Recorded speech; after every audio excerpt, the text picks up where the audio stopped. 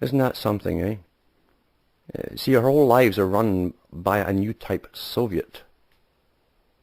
And that's what the Soviet meant. It was government by committees.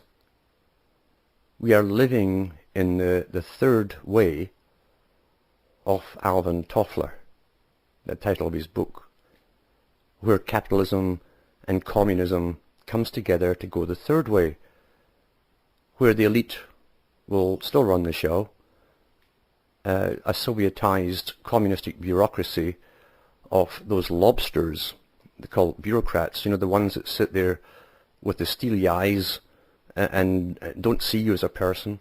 It's just like a lobster looking at you. Well, the bureaucrats will be communized and they will take care of the masses beneath them. That's what it's all about, the third way, the combination of capitalism and communism. All planned in advance, discussed internationally in advance. Gorbachev wrote about it in his own book, Towards a New Civilization, the merging of the two systems.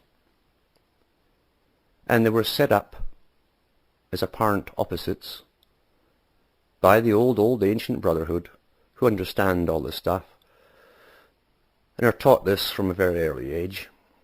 If you want a change to come, you got to put forth an alteration to get a counter to the alteration and then come to a compromise, and the compromise itself is the new way, the change. Thesis, antithesis, and synthesis. You control all sides. You can't simply do it by making a move and no one opposes you. Stubborn refusal to be involved doesn't go very well with them. You've got to get involved, so they make you involved one way or another. And then when you get something coming out of it that you'd never imagined, they can turn around honestly and tell you, well, you voted us in, you see. This is the technique of management of the herd, as they say. Thousands of years ago, they had their little folk sayings, as we always used to have little folk sayings, little ditties that would make sense like proverbs. And they used to say that whenever a child is born, an individual child, your nature was your song. And so you'd have songs for so-and-so, and you had a Song of Solomon, even though that's esoteric and doesn't mean what you think it does. But you sang your song, that was you living your life, because the song was your life. In the old natural systems, each person would have their song. Some American Indians would have their particular individual song, like a theme tune. That was their way of communicating with whatever was out beyond them, which they sensed. A communication, so they communicated by their personal song. Everyone should have their song. And we're a tragedy to watch people literally, mentally, and by the destruction of the soul, giving up that spark so early on in life and simply living to get old. There's no fire left in them. The song has gone out of them. I've been involved in music. I know what can be done to a song, but also I know what can be done to your own song of life. And then we go through the school system where they pick apart your brain and then reshape it into what's authorized. And if you can't conform, you're on Ritalin. I don't think anyone says it better than Melanie. who sings it with gusto. And speaking of songs, back in about 1844, I think it was Hebel who wrote a ballad called Der Heideknabe. It was about a little boy going through his life, and every fear that he had that could happen, every nightmare did happen. A form of fulfillment of your worst fears. What we have in this system, this world, is a perpetual fear-mongering from the media, because the media is part of government. To control people, you've got to have enemies, you've got to have fear, you've got to have a reason for the suits and ties at the top to stand proudly and gesticulate and pose and read the speeches that are written for them to tell us all how they're going to take care of the problems, even the ones that might be, all the might be's out there, all the fears of what could be, to keep us in perpetual childhood. It's only in childhood that you expect all of your fears and problems to be taken care of by those who are older. And what a nightmare to wake up and find out the ones that are older don't know any better than you did. Boy, that's scary, isn't it? So all that time you looked up to adults who were just as confused as you were. They were just better actors. But that's the world we live in. And this same technique is used to control the minds of people, especially in this artificial system, which runs on what we're told is a big gambling casino called the stock market, where everyone's future is gambled away on a roulette table every day, and depending on the outcome of these masters of the game, we either crash or we keep going on. And your job is going to be there tomorrow, or it could be gone under in the blink of an eye, depending on how that roulette table, that wheel spins and where it stops. Thank goodness we've all these masters of things we haven't a clue of understanding to take care of it all for us. And the reason we can't understand it is because it's all bogus. Whenever you cannot understand how anything works that is vital to your life and your survival and the survival of others, there's a con game going on. You're being fooled deliberately. It's like science. You see, science can be applied to anything. You can call anything science. You can create your own sciences tonight if you want to, and put an ology on the end. Doctrine, you see. Or an ism. Ism also means doctrine. So you can create an ology or an ism and tack it on the end of a word, and it could be your doctrine. And you can give a lot of scientific terms, because the first thing you must do with any science is create your own vocabulary. Then only those you allow into the little secret club will know the secret meanings. Everyone else will be terribly, terribly impressed, but completely confused. And then you can give degrees out to your own people, and then lord over those who are impressed but very confused. That's what sciences are. You know, psychiatry will be the first to tell you they cannot cure anything. They cannot cure mental illness. In fact, the definition of mental illness is very obscure. After all, if the norm is whatever is authorized for the majority at any one period in life, or the ages, then anything outside of that is therefore deviant and therefore abnormal and therefore ill. So the whole idea is to get everyone into the majority think, which is authorized by the big think at the top, and then you're healthy. we're taught to go to school every day, put in so many hours, and go back to home at night or the evening to get you prepared for work. That was what it was always for, to get you into a routine where you'd go to work, to earn something called money, which is too mysterious. It's a whole doctrine. There's no point in trying to understand it. One day, these 5 pennies will buy this much bread. The next day it'll be that much bread, or less, or more, or whatever. And it's all a big mystery. It's all a big mystery. In the old barter days, before the con man who came along with money got involved, you would have 2 people who would exchange this for that. And they would decide between the two how much of this you'd trade for how much of that. That was it. Because value and a price is only an idea. That's all it is, someone's idea. And in came the third party who conned them into using this thing called money, which you can't eat. And silver and gold are pretty useless for most things that you need. They're no use for tools.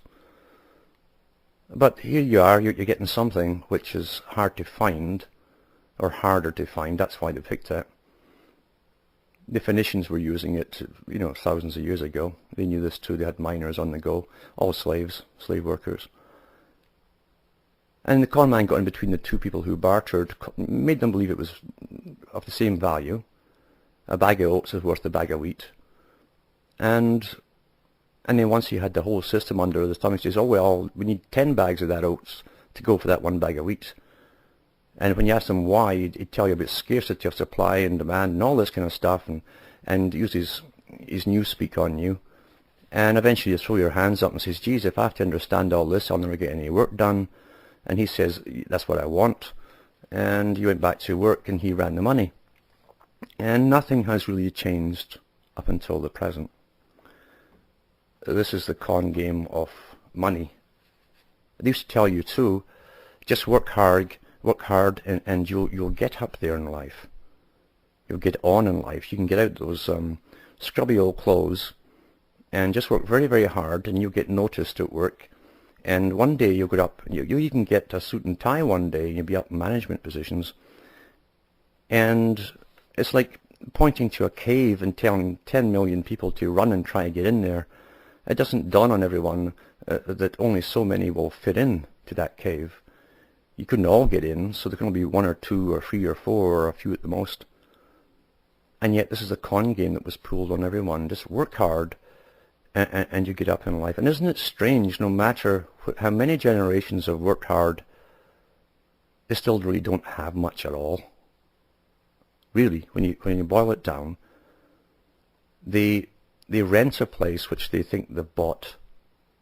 They get demand twice a year, at least, from different branches of government, demanding money for this shell that they have, like a tortoise shell. Only a tortoise shell is more enduring than little sticky things we have here called houses. But money's demanded from them. They still believe it's theirs because, and they'll tell you that, well, I bought this place, as they pay thousands of dollars a year for the privilege of owning this place. And what you've just got yourself, apart from a lifelong headache of repairing these ticky-tacky houses, which aren't meant to last in the first place, and it does keep the lumber business going and all the tool places going, what you've got are 4 walls, really. 4 walls containing lots of air. If you discard all the stuff that's inside, all the things you're supposed to have, and all the plastic junk from China, and all of that stuff that you're supposed to have is authorized that you have it. In fact, they would complain that you were neglecting your children if you don't have all that junk. So you can't win in this system by following the system. But all you've done is enclosed a lot of air, and you get taxed for the privilege of breathing it inside that shell, which you don't own. but you're paid for. And when you go bankrupt and you're kicked off in the street, and the bank seized it or the government seized it, but one of the two will seize it, you see. And there's no mercy anywhere. We wouldn't put an animal out like this, but you'd put humans out like that because others might get the idea that, oh, we've got rights. So they put you out in the street. And then the banks flip it again, and some other young pair of schmucks buy it and start all over again. It's a tremendous con game in business. And even if you die, if you manage to get through all the battles in life and crawl through battle scarred to the bitter ends, and then you die in the place and put it in a will for relatives, well, in they come and take it for death duties. Duties. Did you know you had a duty to do with death? A duty. Death duties, they call it. And all those years of frantic worrying and repairing and paying and paying and paying go nowhere. They'll seize it too if they don't get their cuts. And who introduced this income tax and property tax, etc., and death duties? Well, who introduced it in Britain was an organization, non-governmental, but with the full backing of the British Crown. The Royal Institute of International Affairs were the first ones to bring the property tax out, demand it, the income tax, death duties, and so on. And who did it in the USA? Their brothers, their brother company, the Council on Foreign Relations, brought it in. And they have that in their own books. And they're proud of it. Proud of it, yeah. And they should really give prizes to these people for conning generations of people. Now, it's true they generally bring a lot of this stuff in when they have major wars and things going, which is fairly common for them. And we don't notice it so much during the crisis periods. And immediately after a war, people are so war-weary, they just want some peace. They don't want any more involvement with major problems and decisions and fear, etc. So they try and push it all out of their mind. The next generation grows up thinking it's always been this way. It must be normal. And shortly it will be normal to go into get a chip in your brain at a certain age, and they'll think it's normal because mum and dad did it. Or maybe they won't have mum and dad, or maybe mum and dad will be one person. In fact, maybe they'll be cloned from mum and dad in one person. Gets awfully confusing, doesn't it? This is the brave new world that we've been led along to. In the Matrix movie, Morpheus, who changes shape in every era, you see, and always says the same thing in every era, every time. It says to Neo, he says, "You're a slave, Neo." You wouldn't believe the relief that people get when it suddenly hits them. They're a slave. All the fears they've had, the worries tend to vanish.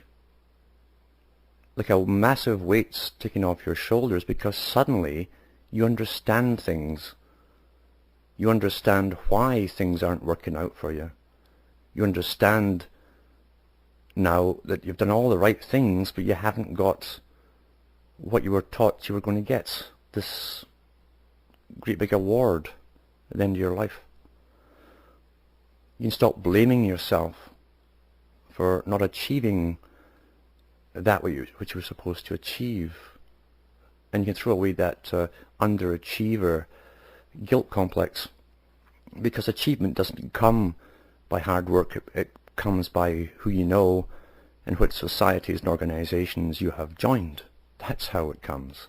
That's the real world. That's the real world.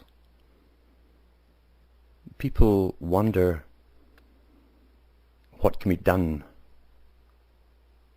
on a personal level when they look at this world and feel overwhelmed by all the terror news where everything's going to fail and epidemics are coming our way. Oh, we're warming up the planet.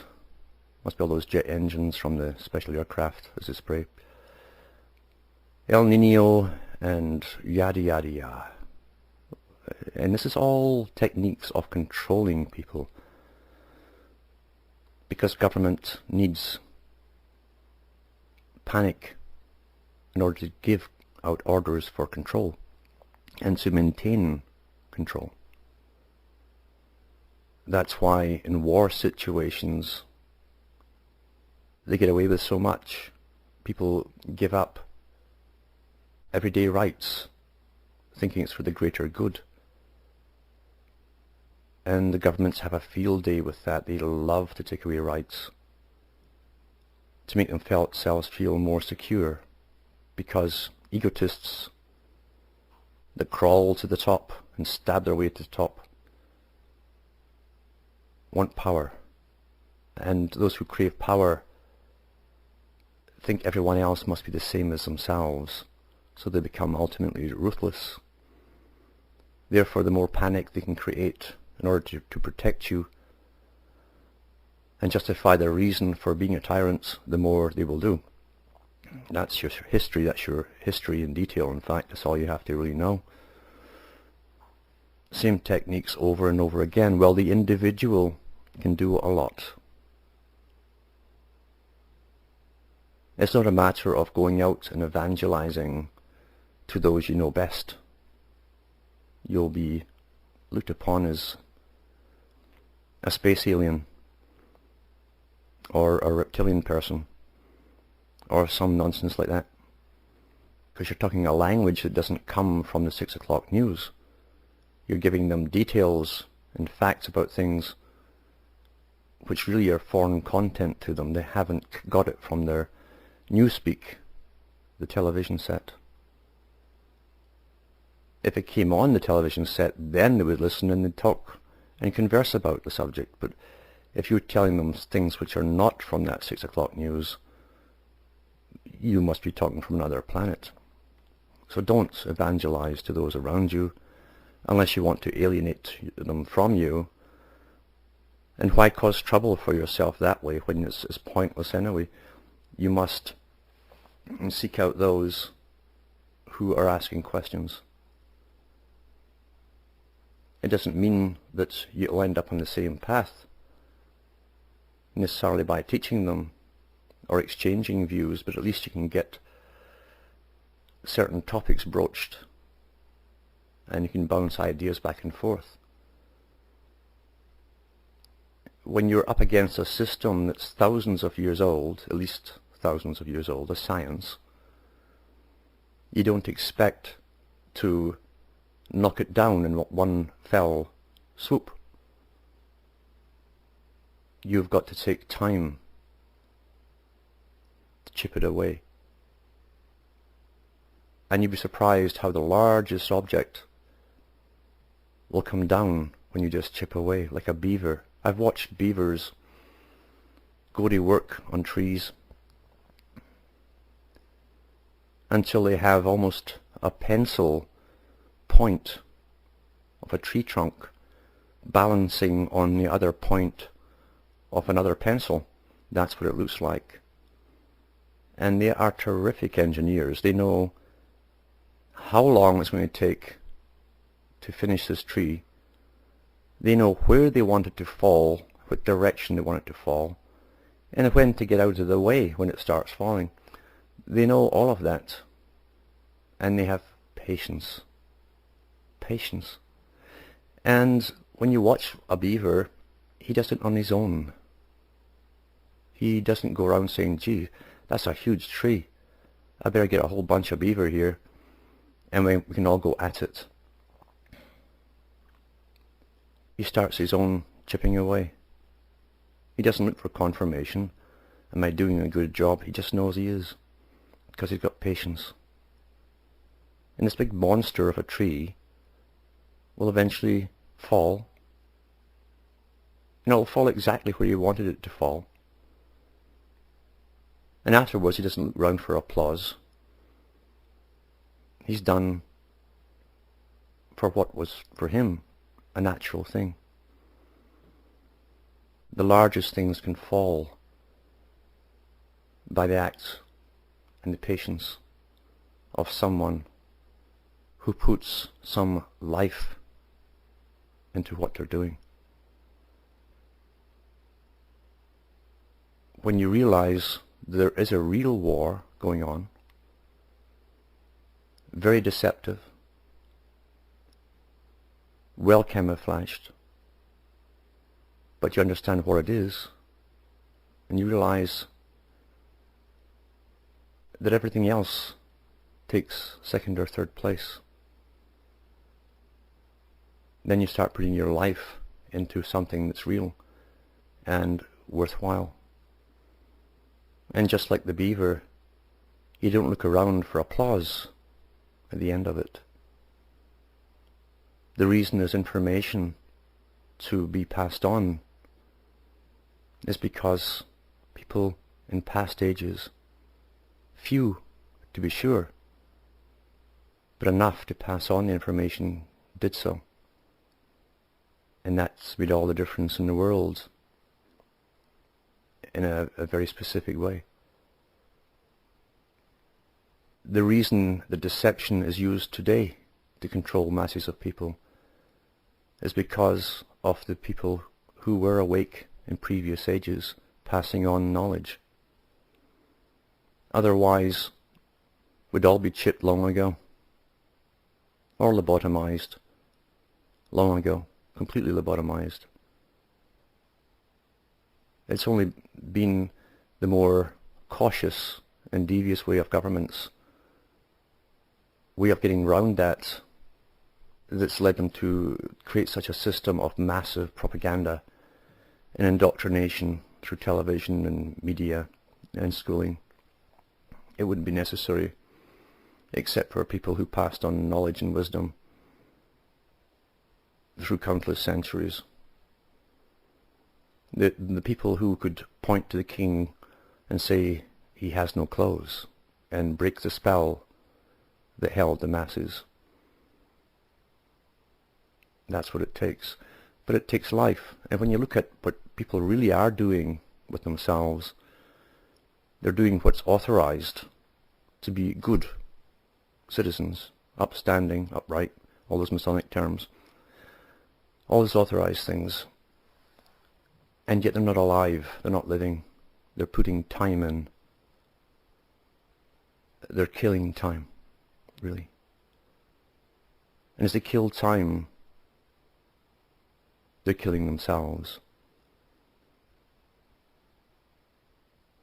And there's nothing more worthwhile that brings the flame alive than getting involved, keeping your cool as you do it, and passing on just enough information here and there that maybe one day will alight the fire in someone else when the words come back to them that you have uttered at the right time. That's how knowledge has been passed on. Otherwise, the whole planet would be watching sports, and thank goodness, with all the massive indoctrinations, they haven't reached that stage yet.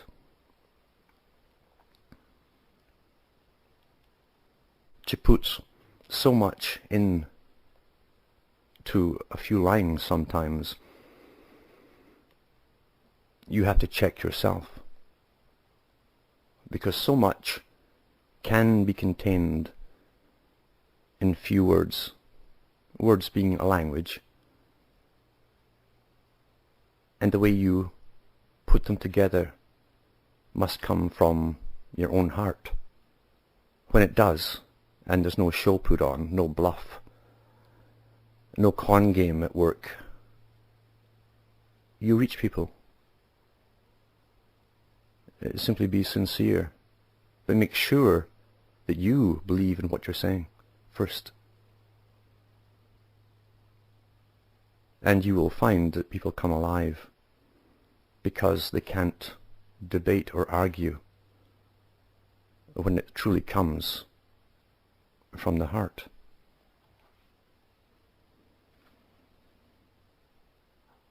I think it was Heine who said, "Oh, aus meinem großen Schmerzen mach ich die kleinen Leider," which said, "From my great sorrows I make small songs." In other words, in the depths of areas you allow yourself to go into with the emotions which are part of being human can bring out tremendous wisdom. And yet you can never condense everything you've learned into even a book about it, because you personally will learn so much. You know, we live in a world where most people truly are afraid to contact people around them, or simply say something they want to say, for fear of breaking the silence or shattering the illusion. They want to conform. They want to give up their own personal song and conform to the authorized choir.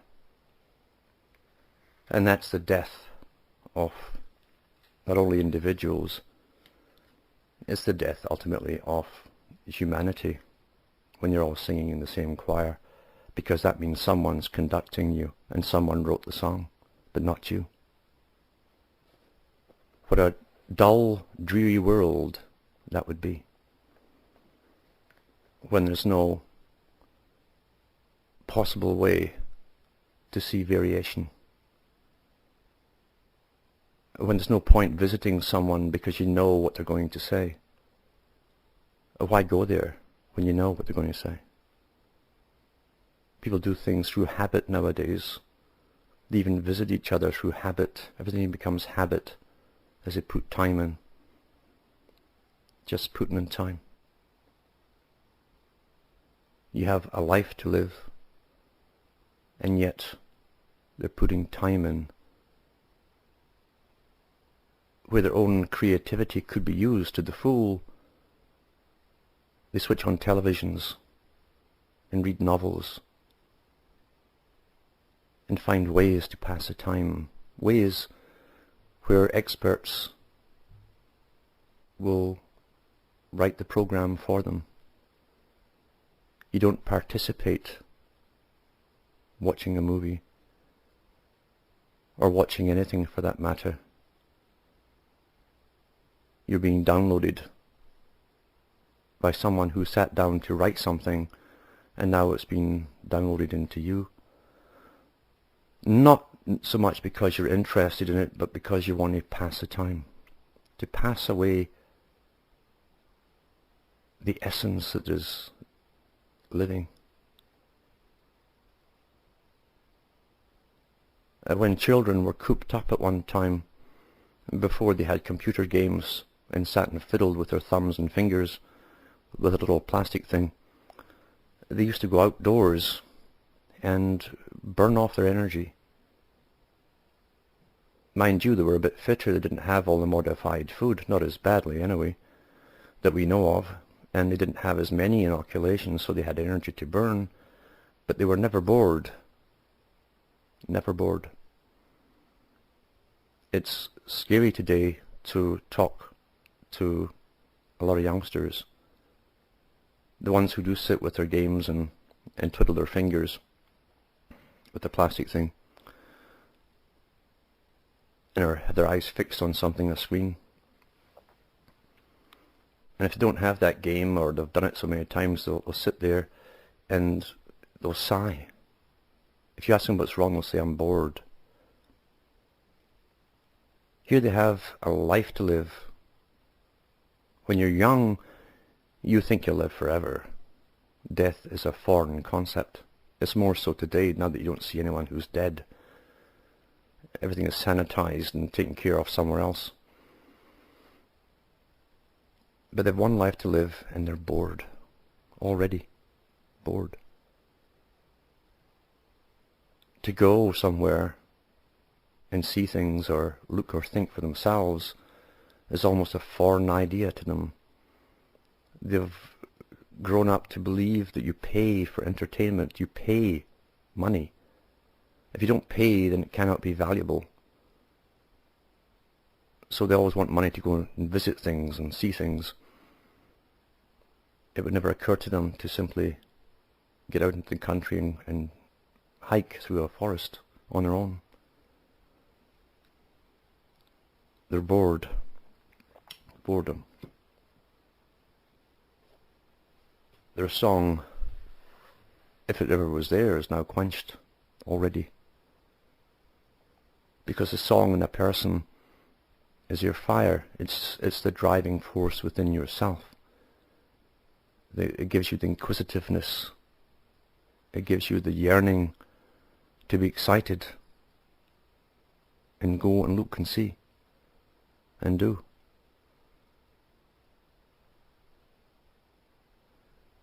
And eventually they'll be world weary, where the cares of this world will be so overwhelming as they go through the years. They'll want to switch off themselves because it's all so terrifying to them. Most of all the fear-mongering in all ages is fabricated nonsense, most of it. Not all of it, but most of it. And we cannot allow that to get us down until our fire is quenched. The fact today that there are people who are still awake can verbalize what's happening, cut through all the illusions, cut through all the propaganda, the counterintelligence that's put out there to make you drift off into space, chase lizards all over the place, follow gurus who wear funny clothes but look as if they know something and look terribly pious. And those ones who I call the card sharks, who give you futures from a piece of paper or a bunch of paper. People want predictions only when they're terrified of making their own life. Because living is a chance. Everything in life is a chance. And only those who die internally do so because they won't take chances. Till eventually they'll be much older and they'll say it's too late for me to alter anything. Why would you choose to live in a life of misery when the fate of the future lies within you, if you care to start utilizing it? If you utilize that drive within you in any way you can. It doesn't mean you become famous. It doesn't mean you become rich. You won't become rich if you're doing it the right way, unless you get the backing of governments. But you'll be rich in wisdom, rich in experience, rich in friends. You'll be richer by far than those that chase the things of the world, the material stuff, because ultimately all we have really here is each other.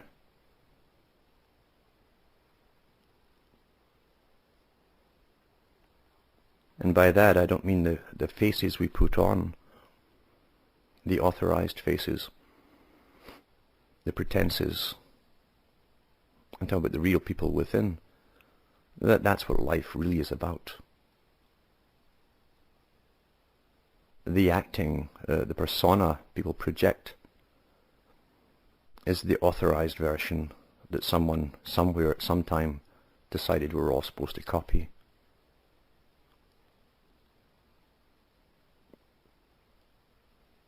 I've said many times, this is the place, the war zone, where everything meets in the world of matter, the plane of matter.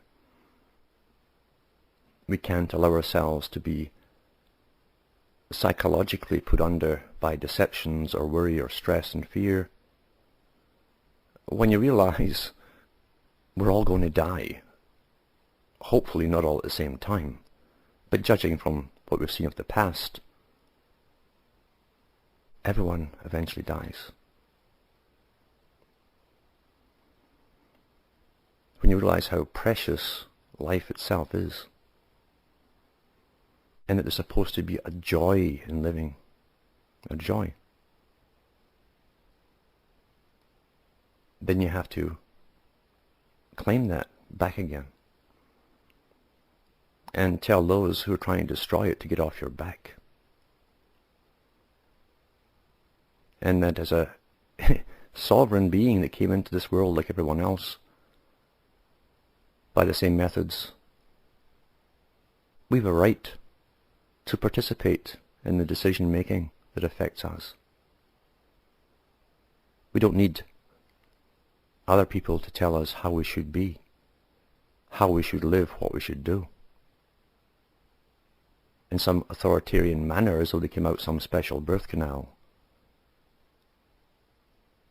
The pretense has gone on long enough, and the elite know this. They know this cannot go on for much longer. That's why the hype, to get us dumbed down by every means possible, including chemical warfare, and the doping from the skies and all the other things they're doing with the food. There's no doubt on that. Food is a weapon. You would alter the food to alter the people, and to make the masses more manageable and placid. Things which were discussed a long time ago at world meetings. And yet here we are, there are still people who can think, who can get through the haze and the maze of disinformation and hype and fear-mongering, and cut to the core. Why? Because life is not just mine, it's yours too. Life is for those to come as well.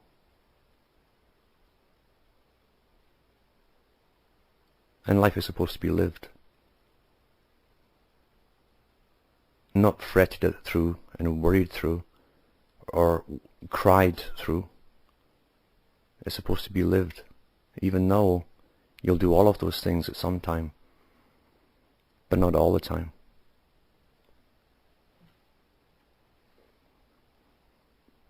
So rather than go through life worrying and fuming and fretting of what they will do next, the big they, do something with it.